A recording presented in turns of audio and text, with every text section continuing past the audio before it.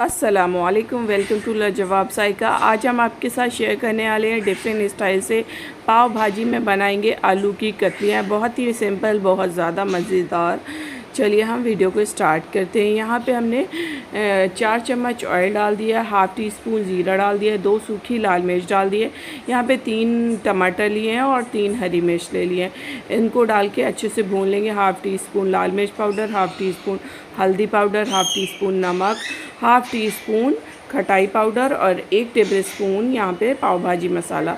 मसाले को खूब अच्छे से भून लेना है। इसमें सोया डाल देना है, आलू डाल देना है और बारीक कटी हुई अदरक डाल देना है। थोड़ा सा पानी डालना है क्योंकि इसको हमें सूखा पकाना है। बस 1 सीटी देनी है, फिर गैस की फ्लेम बंद कर देनी है, फिर इसको डिश आउट कर देना है। इसको आप पराठे के साथ, चपाती रोटी के साथ, किसी के साथ भी इंजॉय कर सकते हैं।